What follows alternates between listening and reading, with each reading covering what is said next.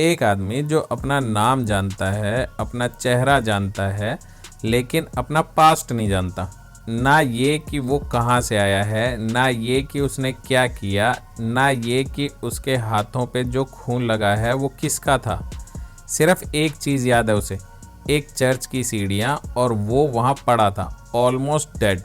कोई आइडेंटिटी नहीं, कोई हिस्ट्री नहीं।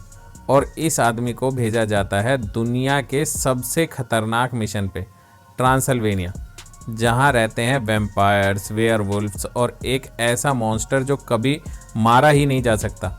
ये आदमी है गैब्रियल वैन हेल्सिंग।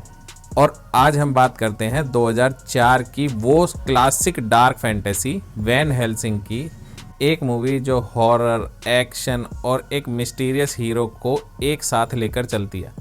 तो लाइट बंद करो, दरवाज़ा बंद करो और सुनना शुरू करो, क्योंकि ये कहानी सिर्फ वैम्पायर्स की नहीं है, ये एक आदमी की कहानी है जिसे अपना सच पता ही नहीं है। चलो शुरू करते हैं। साल है 1887, ट्रांसल्वेनिया। आधी रात, तूफान, बिजली और एक कैसल जहां अंदर कुछ ऐसा हो रहा था जो होना नहीं चाहिए था। डॉक्टर विक्टर फ्रैंकेनस्टाइन, वो नाम जो साइंस की दुनिया में लेजेंड है, अपना सबसे बड़ा एक्सपेरिमेंट कर रहा था, एक मॉन्स्टर बनाना, एक ऐसा क्रिएचर जो मरा हुआ होते हुए भी जिंदा हो। उसके साथ था उसका असिस्टेंट इगोर और एक और मेहमान, काउंट ड्रैकुला। अब यहाँ एक सेकंड रुको, ड्रैकुला का फ्रैंकेनस्टाइन के साथ क्या काम? ये कोई कोइंसिडेंस नहीं था। ड्रैकुला चाहता था ये मॉन्स्टर अपने किसी प्लान के लिए।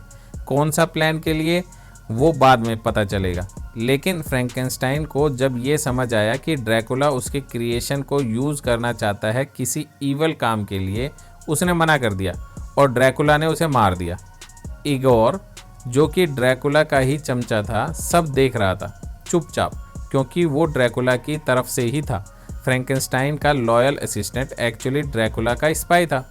फ्रैंकेनस्टाइन मर गया, लेकिन उसका मॉन्स्टर वो भाग गया। फ्रैंकेनस्टाइन की लाश लेकर एक विंडमिल में जाके छिप गया और बाहर की मॉब जो ऑलरेडी इस सब से डरी हुई थी, उसने विंडमिल में आग लगा दी। मॉन्स्टर अंदर था, आग बाहर थी। सबको लगा मॉन्स्टर खत्म हो गया। गलत। एक साल बाद पेरिस, नोट्रे डामे कैथेड्रल। रात का वक्त था और एक इंसान छतों पे दौड़ रहा था, केप में, हैट में, हाथों में वेपन्स, बिल्कुल वो लुक जो एक मॉन्स्टर हंटर का होना चाहिए। ये है गैब्रियल वैन हेल्सिंग। वो काम करता है एक सीक्रेट ऑर्गेनाइजेशन के लिए, नाइट ऑफ होली ऑर्डर।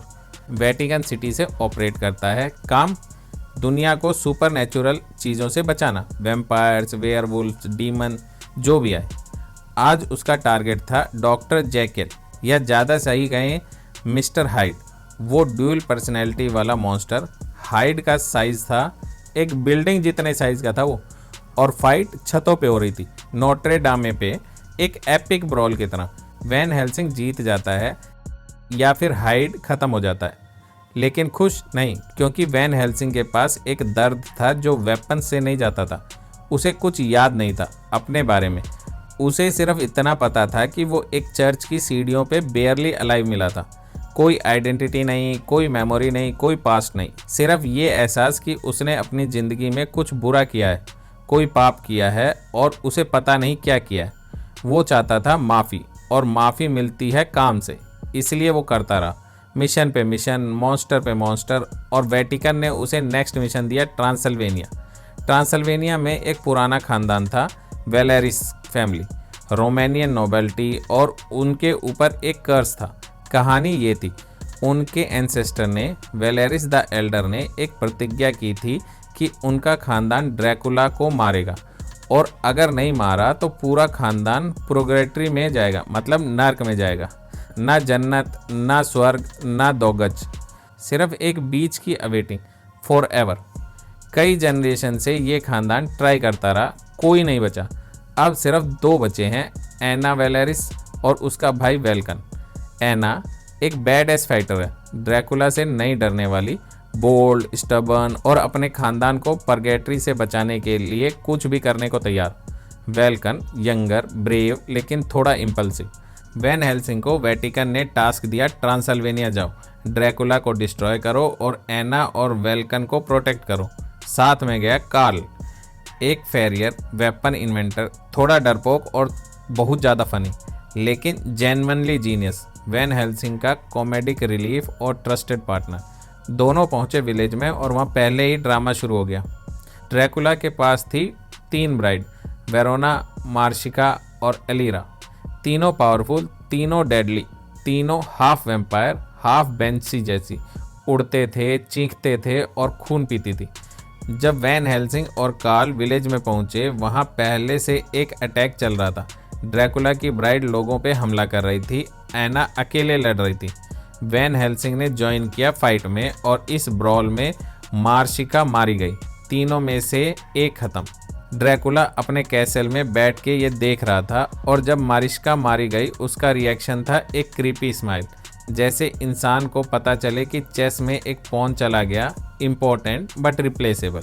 वो पॉन नहीं था उसके लिए। उस रात वेल्कन आया एना के पास वार्न करने, लेकिन वो ट्रांसफॉर्म हो गया वेयरवुल्फ में। पता चला कि खाई में गिरने से पहले वेयरवुल्फ ने वेल्कन को बाइट किया था और अब वेल्कन खुद एक वेयरवुल्फ था, ड्रैकुला के कंट्रोल में। वो भाग गया रात में और वैन हेल्सिंग और एना उसके पीछे निकल पड़े फ्रैंकेनस्टाइन के कैसल की तरफ। फ्रैंकेनस्टाइन का कैसल अबेंडन था, लेकिन अंदर अंदर कुछ चल रहा था। ड्रैकुला का असली प्लान यहाँ रिवेल होता है।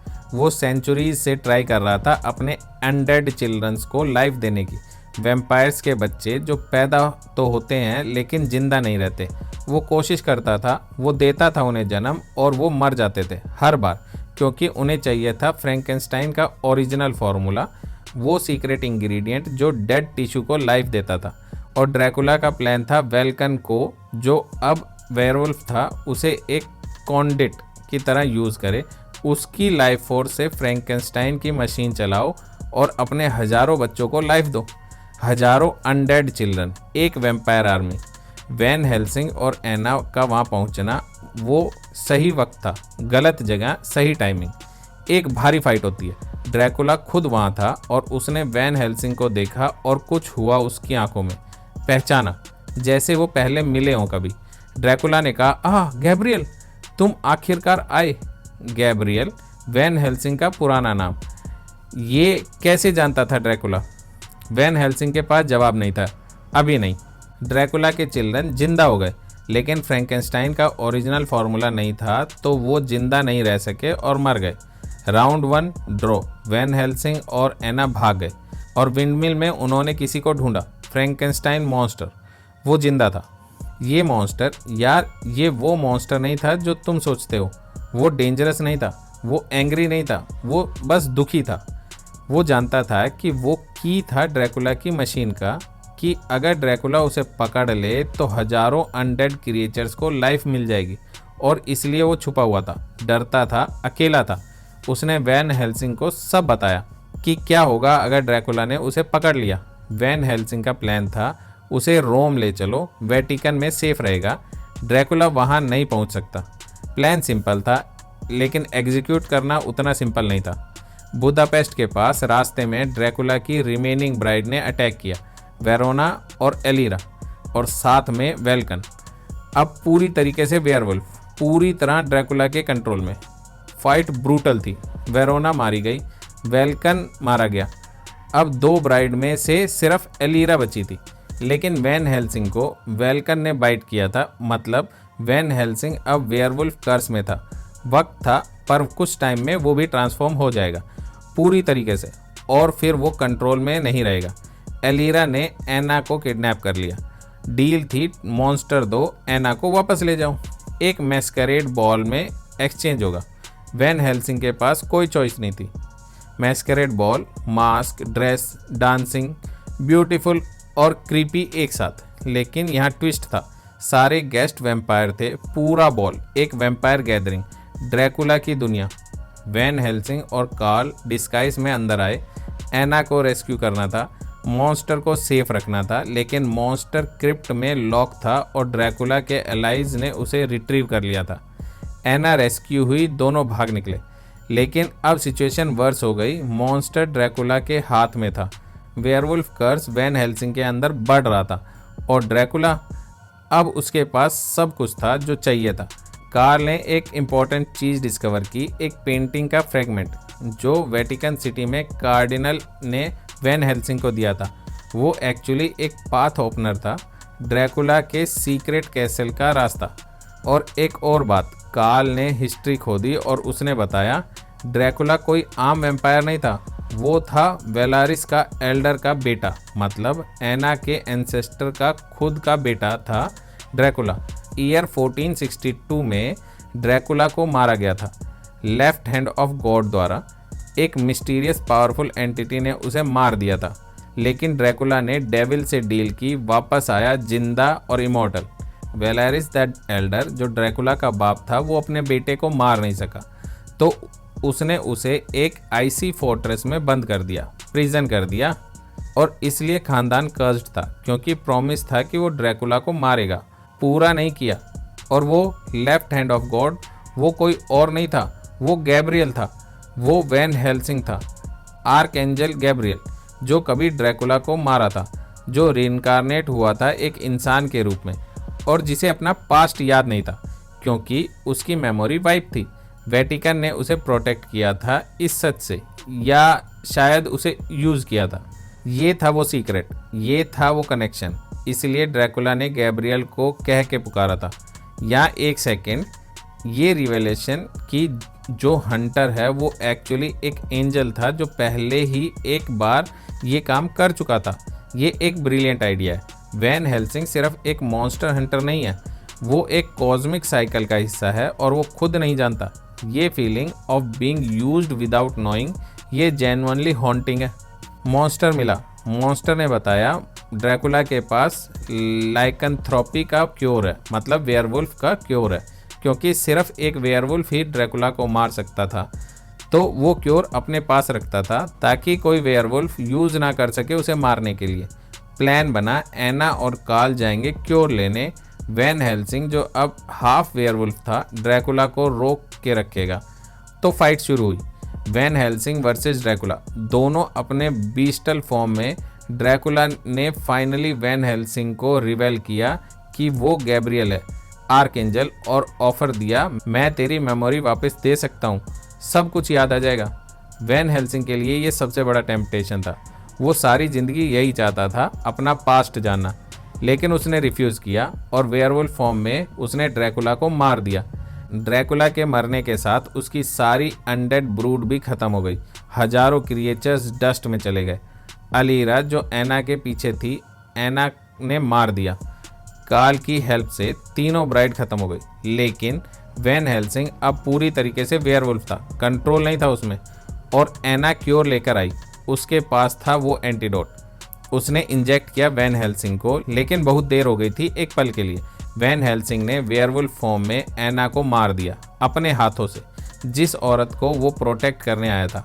क्योर काम किया, वैन हेल्सिंग ह्यूमन बन गया और उसने एना को अपनी बाहों में देखा, पर वो मर चुकी थी। वैन हेल्सिंग और कार्ल ने एना की लाश एक क्लिफ पे ले गए समुंदर के किनारे, और वहाँ उन्होंने उसे क्रीमेशन दी फ्लेम्स में, इज्जत के साथ। फ्रैंकेनस्टाइन्स मॉन्स्टर वो चला गया अपनी राह पे, अकेला जैसे वो हमेशा था। और वैन हेल्सिंग जैसे ही स्मोक ऊपर आई, उसने देखा आसमान में एना की रूह अपने पुराने खानदान के साथ रीयूनाइट होते, हंसते हुए आज़ाद। वेलेरिस खानदान का कर्ज टूट गया था, ड्रैकुला मर गया था, उन्हें माफ़ी मिल गई थी, जन्नत मिल गई थी। वैन हेल्सिंग और कार्ल घोड़े पे सवार सनसेट की तरफ चल दिए। कोई मेमोरी नहीं आई उससे वापस, कोई जवाब नहीं मिला, सिर्फ ये कि उसने जो करना था वो हो गया। वैन हेल्सिंग 2004 को क्रिटिक्स ने मिक्स्ड रिव्यू दिए थे, लेकिन ये मूवी एक स्पेसिफिक चीज़ बहुत अच्छी करती है। ये एक ऐसे हीरो की कहानी है जिसे अपना खुद का सच नहीं पता था और फिर भी वो सही करता था, बिना मेमोरी के, बिना रिवॉर्ड के, बिना किसी के बोले, वो सिर्फ सही करता था। और शायद यही हीरोइज्म था। ये नहीं कि तुम जानते हो कि तुम कौन हो, ये नहीं कि जब वक्त आता है तो तुम सही चॉइस करते हो। अगर तुम्हें ये वीडियो अच्छी लगी हो तो लाइक करो, शेयर करो और कमेंट्स में बताओ, क्या तुम चाहते हो ड्रैकुला वैन हेल्सिंग को मेमोरी वापस देता, या ये सही था कि उसने रिफ्यूज़ किया। मैं हूँ राज और अगली बार मिलते हैं एक और क्लासिक के साथ। तब तक रात में अकेले मत निकलना। मेरा ये चैनल सब्सक्राइब करें और मेरे हर अपडेट आपको मिले, इसके लिए बेल आइकन जरूर दबाइएगा। आप सभी को मेरी ढेर सारी शुभकामनाएं।